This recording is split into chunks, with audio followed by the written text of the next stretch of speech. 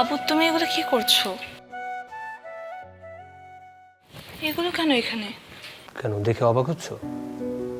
আর তুমি তো এই জিনিসগুলোর সাথে অপরিচিত হওয়ার কথা না। অপরিচিত তো আমি, কারণ আমি ব্যাকডেটেড। আমার ব্যাকগ্রাউন্ড চাষাদের মতো। তুমি ঠিক বলতে, এই জিনিসগুলোর সাথে আমি কখনোই অভ্যস্ত না। আমি কেন, আমার ফ্যামিলি, আমার সমাজ, কোনো কিছুই না।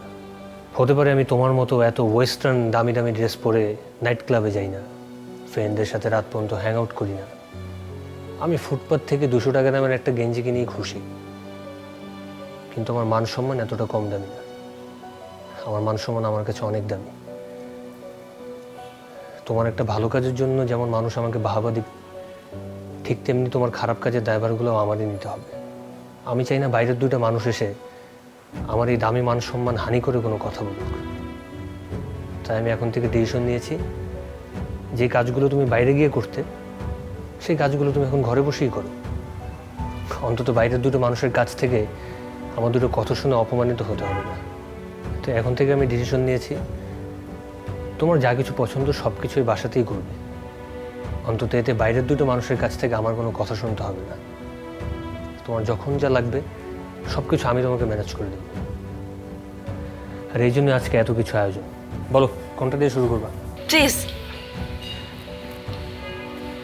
আমি ভেবেছি এখন থেকে আমি আর কখনো সীসা অ্যালকোহল খাবো না, নিব না। তোমার এগুলো পছন্দ হয়নি? অন্য কিছু লাগবে? তুমি বলো না, আমি এখনই ম্যানেজ করে দিচ্ছি। আমার কিচ্ছু লাগবে না বাবু।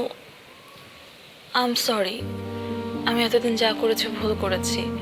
এখন আমি ভুলগুলো বুঝতে পারছি। হয়তো তুমি না থাকলে আমি কখনোই ভুলগুলো বুঝতে পারতাম না। তুমি আমাকে আঙ্গুল দিয়ে ধরে ধরে বুঝিয়েছো যে আমি যা করছি ঠিক করছি না। আমি জানি না কেন যেন আমি একটা নিজের অন্ধকার জগৎ তৈরি করে ফেলেছিলাম, আর সেটাকে আমি ভাবছিলাম আমি আলোর মধ্যে আছি। আমি যা কিছু করছিলাম সেগুলো ঠিক ছিল না।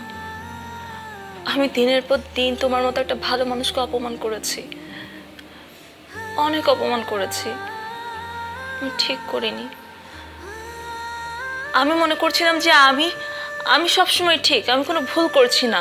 কিন্তু আমি সবচেয়ে বড় ভুলগুলো করছিলাম। চারপাশের মানুষকে আমি গুরুত্ব দিচ্ছিলাম না। আমি এই জীবনটা আর চাই না। আমি সব অন্ধকার দূর করে একটা আলোকিত জীবন চাই। আমি এতদিন ভাবছিলাম আমি যেটা করছি সেটা স্মার্টনেস, সেটাই একটা মডার্ন লাইফ, বাট সেটা কখনোই মডার্ন লাইফ না। আমি যা করছিলাম সেগুলো একটা মানুষের ব্যক্তিত্ব হতে পারে না। আর এই অ্যাক্সিডেন্টটা না হলে আমি হয়তো বুঝতেই পারতাম না আমি কতটা অন্ধকারে হাঁটছি। আমি ভেবেছি এখন থেকে আমি অ্যালকোহল নিব না, এসব কিচ্ছু আমি ধরবই না। আমার সব সার্কেলকে আমার লাইফ থেকে দূরে সরিয়ে দিব। আমার লাইফে শুধু একটা মানুষ থাকবে, সেটা তুমি। আমি এখন সংসার করতে চাই। আর 10টা মেয়ে যেভাবে জীবন কাটায় আমি সেভাবেই জীবন কাটাতে চাই, একদম স্বাভাবিকভাবে, শালীনভাবে।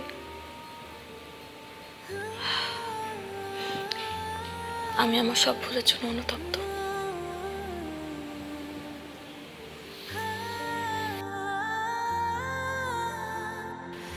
তুমি আমাকে ক্ষমা করবে না?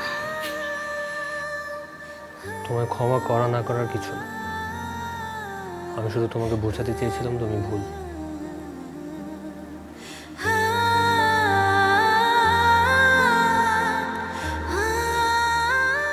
তুমি তোমার ভুলে অনুতপ্ত, ব্যাস, আর কিছুর দরকার নেই।